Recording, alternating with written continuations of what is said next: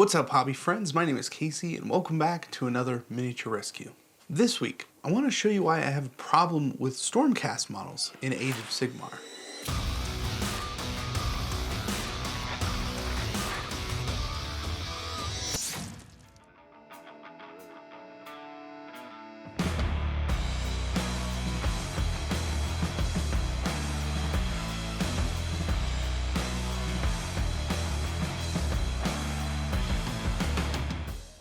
It's 2015. Warhammer the Old World was declared dead, and in its place, a brand new game arose. Age of Sigmar would go on to become a huge part of my life, getting me fully back into the hobby and starting a journey on YouTube that I can only still slightly fathom in my deepest dream state. Even though I wasn't playing Warhammer for a long time, I always made my way back to the Games Workshop website from time to time, just to take a look at the kinds of things that were being put out. The timing just happened to be perfect, and I saw that there was a new version of Warhammer Fantasy coming soon. Not only that, but it was on round bases, and the rules were insanely easy to deal with. A far cry from when I was playing 40k with a massive rulebook and codexes stacked up in the corner. Here's the thing, I picked up a starter set for Age of Sigmar and I painted the models in the box, but for some reason or another, I really struggled painting the Stormcast model. I started with the traditional colors, that gold and blue really stands out, and for the most part, I think it actually fits these models, if not being a little gaudy and over the top. Personally, I have come to find out and accept that I just prefer a darker model, something that has a bit of grit and grime to it. These Stormcast models are pretty much the exact opposite. My thoughts turned immediately to changing the way that I paint them. Makes sense? Going with something a little more grim and dark. But even then, I had a really hard time trying to make that work. Partially, it was inexperience. I hadn't painted in almost 20 years. But I've always kind of thought that it went a little bit deeper than that too. Cut to last year when I painted 2,000 points of Stormcast in about 18 hours. It was a massive undertaking and a successful one, all things considering. But underneath the YouTubery challenge, I was still just trying to figure out why I couldn't paint these models properly. The thing is, I actually want to build a nice Stormcast army, something with some good color and variety, even mimicking the box art to a certain degree, which, like I said earlier, I do like, but it's a little much sometimes. So let's take some of the old models, some of the new models, and find out what it takes to actually paint some Stormcast Eternals.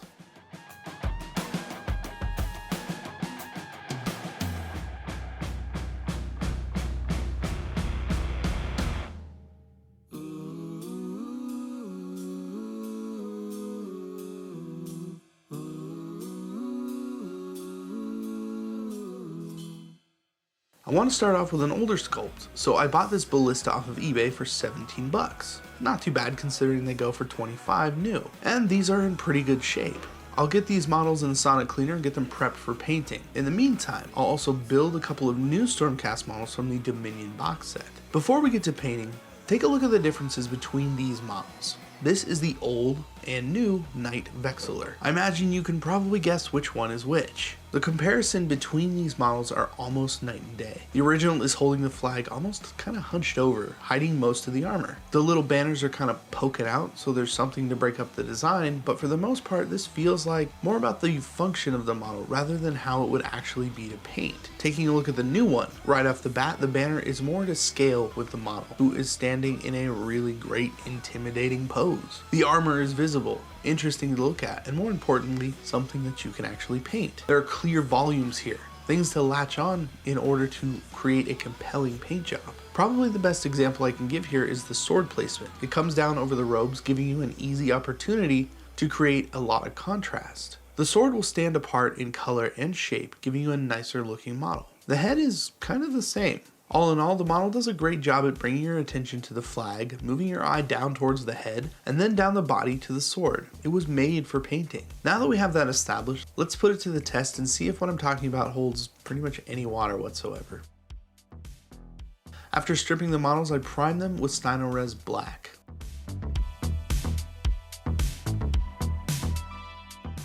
Here's the first major decision to make with these older Stormcast. Do I now paint everything gold and fill in the details, or airbrush the colored armor areas and then fill in the metallic armor after? Most people seem to go for the overall metallic coating, but that creates issues for the other colors. So I feel like it works a lot better to go the opposite. The issue with that, it makes the painting process take a lot longer per model, and I hate that when I'm trying to paint an entire army. So opting not to cover the entire thing in metallic paint, I start with the shoulder pads and the cloth. In this case, I grabbed a couple of colors I thought would go well with some darker metallic armor and laid them down lightly on the shoulder pads. I want to leave a little bit of black at the base of the pads, so I try and aim for the middle and build up the color. This makes these shoulder pads look pretty nice, and they're almost kind of glowing. On the other hand, just using a brush to fill them in with a nice solid color is also a good option. No airbrush needed for any of this really. Up next, I'll fill in the metallic detail with Vallejo metal color copper. I like this color as a starting place for Stormcast armor. It's darker, warmer, and there are a couple of options available to us for where we want this armor to end up. We can go bright and highlight with silver. We can weather it hard and get a nice patina on the copper. Completely up to us, and either way looks pretty nice. For the leather straps and weapon handles, I decided to go with a medium brown. I don't want it to overwhelm the model, and it gives us a nice base for some scratchy leather. Once the base coats are filled in, I'm going to wash the entire model using Tamiya panel liner. This stuff is great for separating the parts in pieces, and it really gives some depth to the model. It does take a minute to dry, but I really like the way that this looks.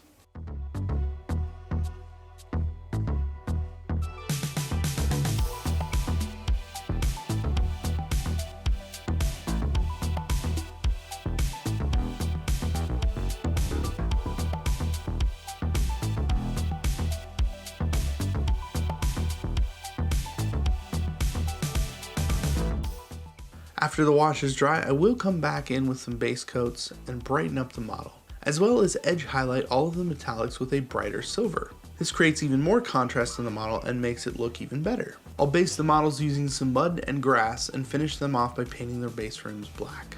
When it comes down to it, I'm just not very happy with the way that these models paint up. There's nothing really wrong with the way that they look. Colors are nice, they serve a purpose in the game. But on the other hand, they could be so much more. That's where the newer models do come in. I went ahead and built a couple of the new models and decided to paint them. No pressure, no filming, just see how it felt in comparison. I came away actually wanting to paint more, and that's not for nothing. There are a ton of times in this hobby when sitting down and painting a handful of models feels kind of like a chore. That what you're doing is just a means to an end, like painting normal Stormcast models so you can just get another ballista on the table. Kind of boring. The new models are such a different experience though. Not only do they look better, with proportions that actually make sense to me, but the way that they paint up seems to have been planned out with purpose and understanding of what we might want as painters. In the case of these two models, I was able to completely base coat them with metallic paint. In fact, they actually feel like they were designed with this in mind, knowing that people kind of already do that. The details are less gaudy and the armor makes actual sense.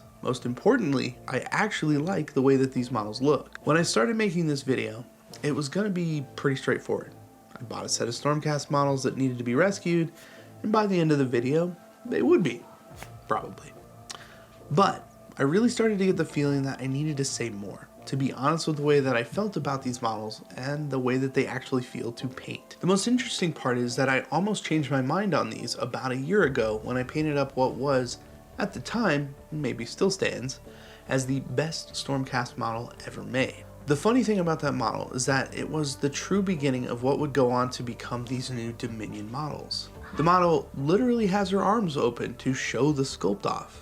It's got actual character in it, and it makes it a huge standout in the line. Now looking back on it, I can see that the designers were thinking of ways to bring more life into the Sigmarine. Maybe even give them kind of a Primaris treatment. And in all honesty, I think that's what we got with the new models. These, for lack of a better term, are Primaris Sigmarines. From here, I actually want to start a new army. Take the time to paint up some of these guys to a nice standard and see where that actually takes me. Lots of directions for painting, and I have a feeling this will be just the beginning for this new era of Sigmarines. Thank you for joining me on another miniature rescue. If you like something about this video, please feel free to like, share, and subscribe as it really helps out the channel. Once again, my name is Casey, and I will see you in the next video.